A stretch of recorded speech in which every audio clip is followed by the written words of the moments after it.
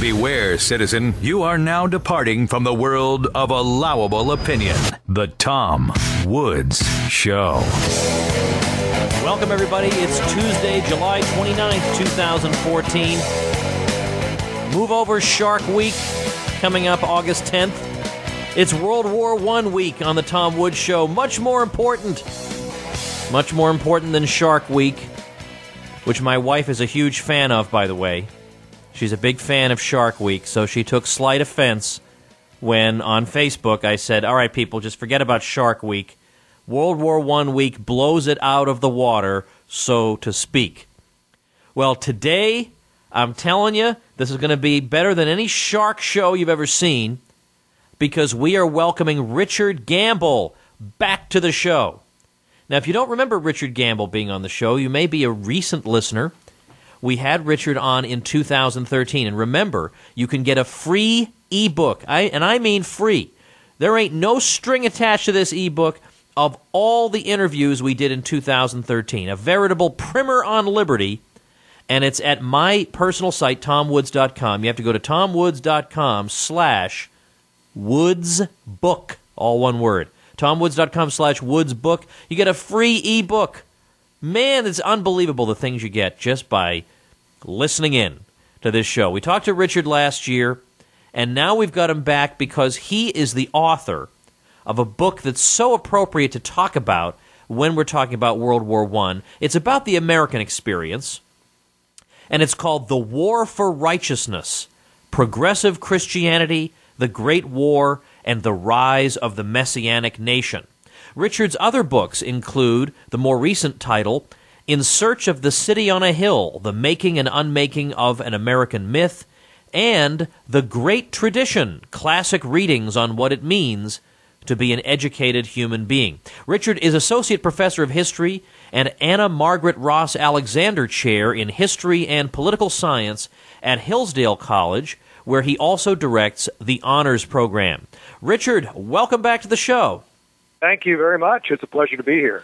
Whether or not you realize it, you are part of World War I week on the show. I'm doing all World War I related programming this week. We're going to have Bob Higgs talking about the domestic angle as far as the United States is concerned. We're going to have, oh goodness, we've had Hunt Tooley. We're going to have him back on. So it's a great week, and I thought, who makes sense to invite this week? And I reviewed your book, The War for Righteousness, back, maybe it was 10 years ago. Yeah, actually pushing 11 years. Oh, my goodness gracious. So I thought this is a guy we have to talk to, because this is a completely overlooked, neglected dimension of the war. I think a lot of people have a sense of what the social gospel movement was, and I bet they would conclude from what they know about it that these people would be, if not pacifists, then certainly anti-war. And what you did was to blast away at the casual assumptions that we might make in a situation like this. So let's start off with, what's the basic overview of what you're saying here in The War for Righteousness? You have put your finger right on the puzzle that I encountered way back when I was in graduate school as to why these clergy, very prominent clergy in many cases, seminary professors, pastors of big urban churches, why they devoted so much time to world peace, internationalism, international law and justice, and humanitarianism, why they became some of the most jingoistic supporters of the war, why they pushed for intervention, why they were even way out ahead of the Wilson administration. And I couldn't put those pieces together, why professional peace advocates would become some of the greatest warmongers. And I looked at some of the theology behind that. I looked at the social gospel movement behind these clergy and traced their interventionism to an impulse to remake the world. These are frustrated reformers who wanted to remake American society, wanted to remake the American family, remake American politics, economics, and that impulse to remake things didn't stop at the nation's shores, and they had a vision for global transformation. And they, at first, some of them objected to the war. Some of them saw the war as a setback to world peace, as would be sensible. Right. Saw it as putting history in reverse, taking us away from a future of peace and prosperity and harmony. But then they fit the war into their ideology. You know, this was going to be a war for permanent peace. This was going to be a war for justice. This was going to be, as some said, you know, the final war, or the world to make the world safe for democracy, or, as H.G. Wells said in England in 1914, the war to end all wars. So if you can convince yourself that this is the ultimate war, the final war, then you can wage it as a war for righteousness, and in this weird way, a war for perfect peace and a real boots on the ground war become all one thing. And this is how they try to fit it together. I'm going back and looking at some of the quotations that I picked out of this book years ago, and I'm just left speechless at the Orwellian language that's used. You quote a seminary professor as saying that, quote, pacifism does not mean passivity, and, quote, does not renounce physical force. Well, look, I'm sorry, but pacifism does renounce physical force. That's what the word means. And then it says that to remain neutral while Europe fought its own wars, quote, may have been justifiable for our nation in its infancy. It is not now. The pacifists do not advocate any such peace policy as that. Their motive is not safety but service. They would have ours not a hermit nation, but a humanitarian nation. So couldn't you say that their intentions were really good? And what really is the problem with bringing religion into this? They're trying to bring about righteousness in the world, and the Germans were in the wrong. Is there anything wrong with this? I mean, is there anything wrong with that whole way of thinking? Well, it does sound noble, and I don't doubt that their intentions were good. They were idealistic, and sometimes we let idealists off the hook because of the power of their vision, the power of their ideas. But that is the very thing we need to focus on, and that's what even has relevance down to the 21st century. The intensity of that idealism, that longing for perfection here on earth, that longing to end war in the world, to bring perfect justice and harmony and so on, that desire leads in a short step to total war, to the logic right. of total war. And that's the danger of a war for righteousness. That any means will be used at any cost for any length of time, because we have to reach that perfection. We're not there yet. So it brings that spiritual perfection, or tries to bring that spiritual perfection, that heavenly perfection here on earth, and to do it now, and to be in a hurry to realize it, to make it happen in the here and now on planet Earth, and it ends up with a bloodbath. Well, of course, if you're going to use religious or Christian categories in particular in describing the war and the protagonists and antagonists, then you've got Christ on the one side and Satan on the other. You've got the American soldier or the U.S. Army as Christ on the cross, sacrificing itself for the world, and then you have Satan on the other side. If you're going to think of the war in those terms, of course you're going to have a total war as the result. Of course there's going to be no mercy shown. Of course all the values of the gospel will be thought of as nice little pious platitudes, but not really relevant when you're engaged in a conflict against the devil himself. Right, and it speaks to some of the confusion we talked about the last time I was with you on the show, that confusion between the church and the government, the church and the state, and trying to transfer these ideals from one realm to the other, and trying to treat the whole world as if it were the church, the whole world as if it were the body of Christ.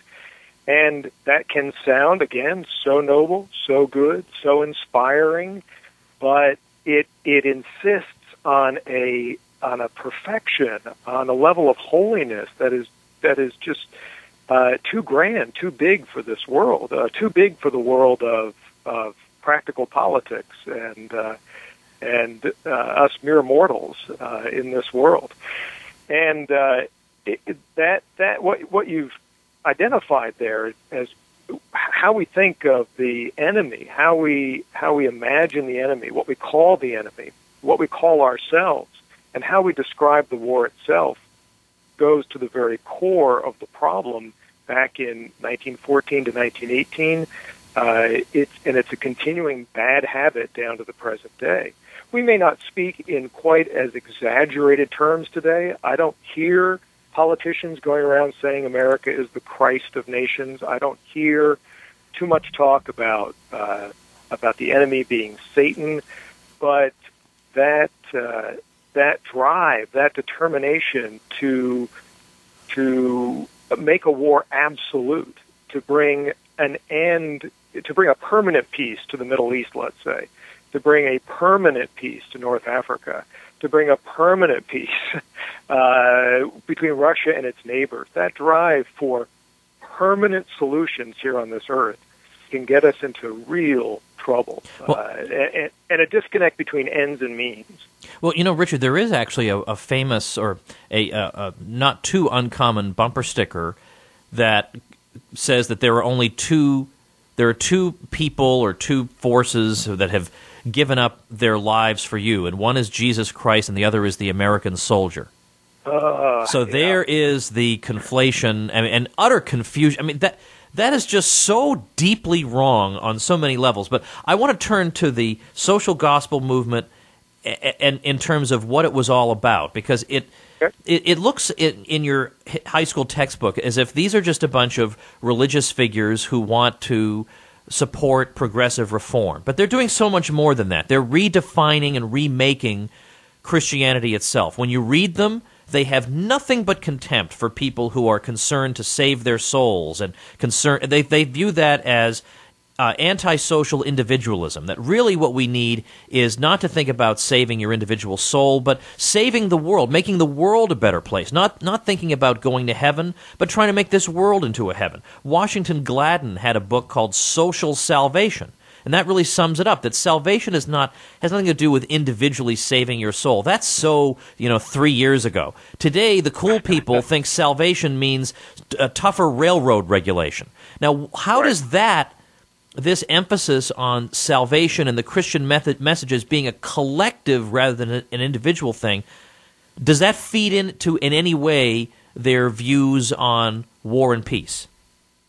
It does, and in the book, that story takes a little while to tell, but we see it already in the Spanish-American War of 1898. We see that they're almost practicing during that war. To talk about history backwards a little bit for a minute, it's almost as if that's a dress rehearsal for what they're going to do in 1917.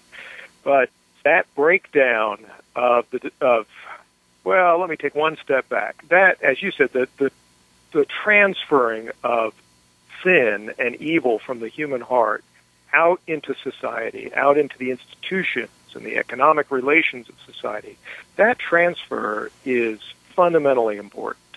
To say that the war between good and evil, the spiritual battle is not taking place in my heart, that redemption isn't about my salvation, but that it's about social redemption. That is so fundamental.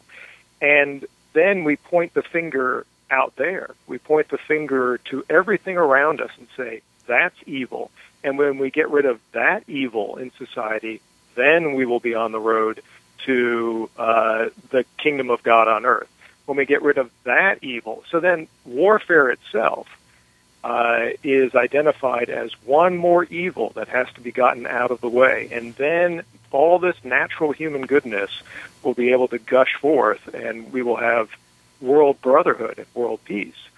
It can sound very naive, but there's also something very sinister underneath of it because it puts the location of evil, it puts the location of the conflict between good and evil in the wrong place. It externalizes it, and it's just an easy step from waging, and this is their language, waging a domestic war for righteousness, waging an international war for righteousness. They see those as two sides, two phases of one crusade to remake the world. Yeah, in fact, you quote Christian Century as saying something exactly along those lines, that after the war, people basically will be accustomed to the idea that the state can call you into service to do some good. Well, maybe we could call you into domestic service to do some good. You quote from a book, Christian Internationalism, by the Reverend William P. Merrill. You quote him as saying this: "The best mark of a saved man," and he puts saved in quotation marks, "if a saved man, is not that he wants to go to heaven, but that he is willing to go to China, or to the battlefield in France, or to the slums of the city, or to the last dollar of his resources, or to the limit of his energy to set forward the kingdom of God." And your commentary on this is, quote, "In Merrill's expansive ideal, there was apparently no distinction between personal redemption, social service, and enlistment in the United States Army." You can't make this stuff up. No, exactly right, exactly right. All right, I've got some other great stuff though that I have one more quote. Yeah, now I mean, there's just so much of this in here.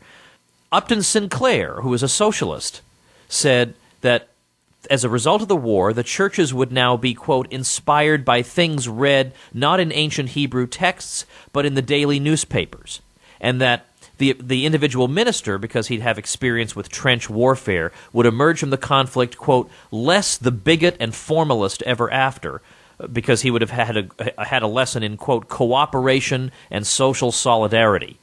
And he says that he looks forward to the emergence of a church, quote, "redeemed by the spirit of brotherhood, the church which we socialists will join." Well, if it's a church which the socialists will join, that means that it's not the church anymore. That means that it has been transformed beyond recognition. And that clearly is what the social gospel was all about.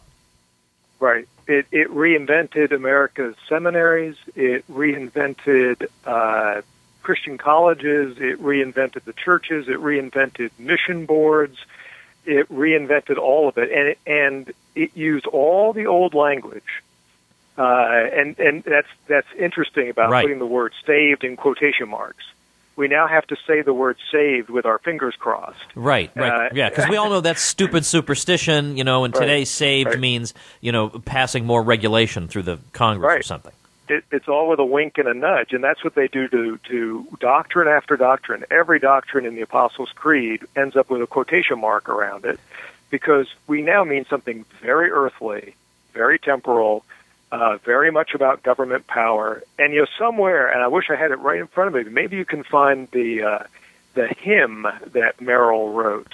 Oh, I don't want to. Don't make me. The line is that the making of man is the task of the state. Oh, and he wrote that well before the war. Oh my goodness! Now, all right. Well, I do want to move on to what you had to say about this interesting new Richard Jenkins book, but Philip Jenkins book. But I can't help asking. I don't know if this is something that you know off the top of your head, but when I come across these social gospel texts, it makes me wonder. This was such a sudden and coordinated movement of the social gospel. It makes me wonder, what were traditional Christian clergy doing at this time? How were they responding to this? Did they realize that there was a revolution taking place under their noses? Were they fighting back? Were they critical of these people? Were they saying, this is a bloody outrage, what they're trying to do to the Christian faith? Right. They were, and that story isn't as well known as it needs to be. And there were a lot of traditional churches, traditional confessional Lutherans. There were traditional confessional Presbyterians, Episcopalians, some Roman Catholics, although the Catholic Church was split in its reaction to the war. So there were those who were alarmed at what was happening to the theology of the church, of how the church was being politicized, of how it was being mobilized for an agenda utterly alien to its identity. But we tend to focus on these progressive forces. Our history books are written to celebrate those who are innovative and are bringing transformation, and those who are ushering in the future. And so we lose the story of those who were speaking out against this, who were raising the alarm against this. All right, so let's now shift a minute. You had an article last month in the American Conservative, which I've had Dan McCarthy on the show. He's the editor. And it's called Was World War I the Last Crusade? And you're reviewing a book by Philip Jenkins called The Great and Holy War, How World War I Became a Religious Crusade. So this is focused on the European side of things. What did he find? What did you point out that he found looking at this? Because I think a lot of people think that by the 20th century, European society is highly secular, so religion is not really a useful analytical category in examining World War I. Right. And one major accomplishment of this book is that here we are 100 years after the war, and this is really the only book of its kind that takes an international perspective, a comparative perspective, and looks at the wide question of religion in the war, and even Islam in the war with the Ottoman Empire. And what Jenkins found, looking at popular culture, looking at the government, looking at the army, he found that religion was right there, immediately there in the experience of the people. It was prominent in the kind of, I want to say propaganda, but Jenkins is careful to show that it's not quite that cynical and manipulative, that there's something very natural about how the British, the French, the Germans reached very, very quickly for religious images, reach for religion as a way to explain what this war is all about, as a way to interpret their own experience of the war.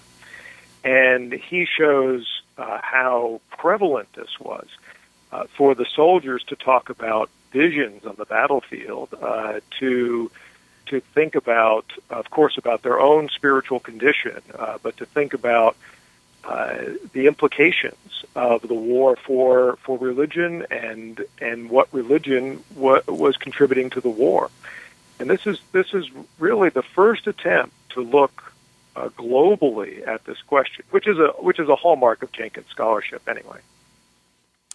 You say you're quoting here, as we examine the mainstream assumptions of the greatest churches at the time, we repeatedly see just how close to the surface of the Christian and biblical tradition such patterns of state alliance and militancy actually lie, and how easily ideas of the church militarist emerge in times of crisis.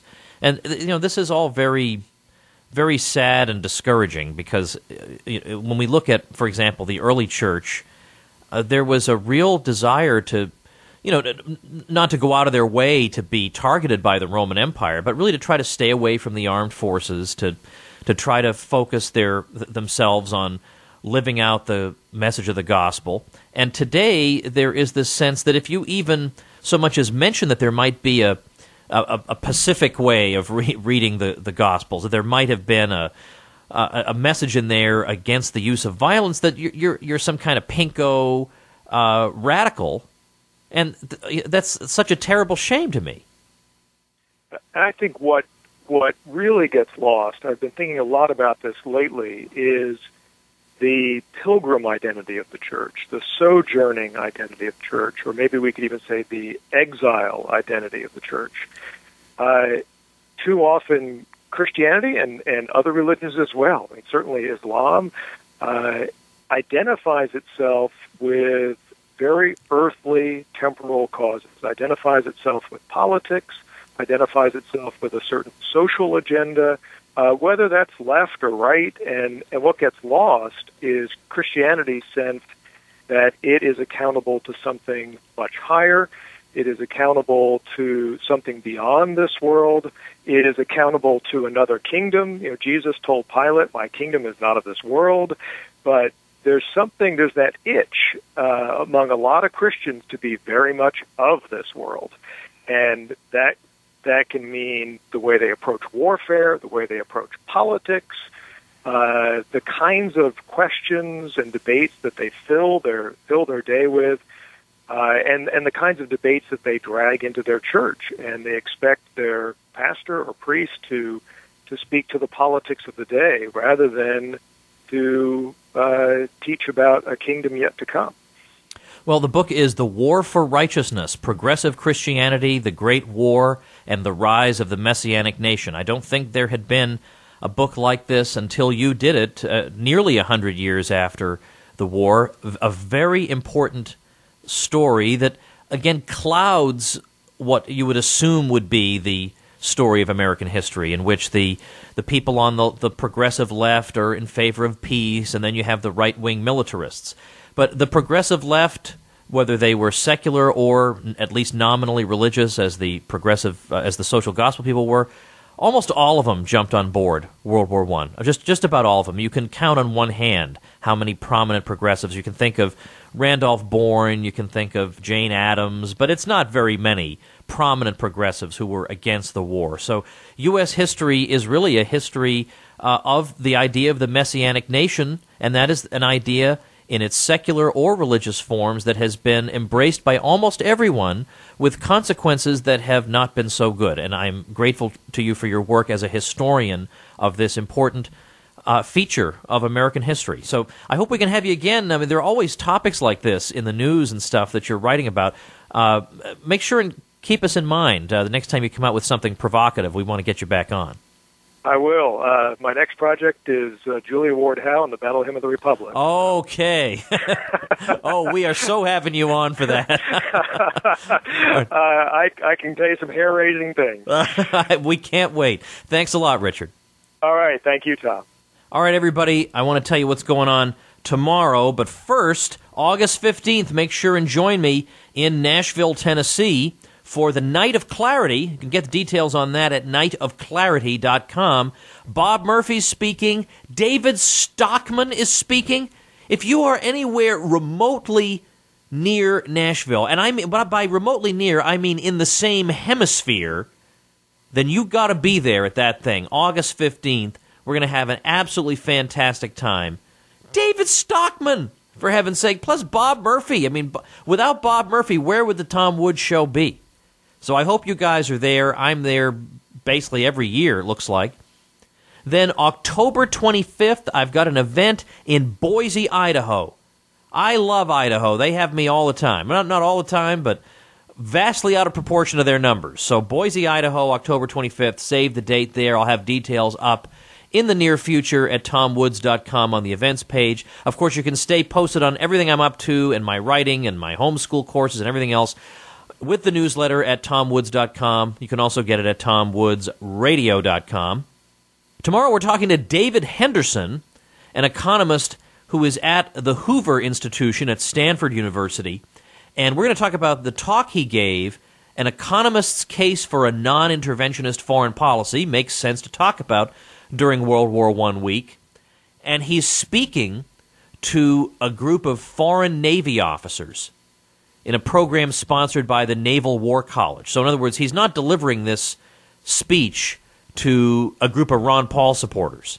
So very interesting. We're going to talk about how that was received, what types of arguments he made tomorrow on World War I week. Now, of course, if you want to learn real history, this is the show to listen to. World War I week is great. But also, if you want to learn real history, make sure you subscribe to libertyclassroom.com, where you can learn the history and economics they didn't teach you in courses taught by me and by other people you've heard on this program. You can listen to them in your car, become super-duper smart effortlessly. With coupon code DISCOUNT in all caps, you get 50% off at libertyclassroom.com. All right, David Henderson tomorrow, everybody. We'll see you then. The Tom Woods Show.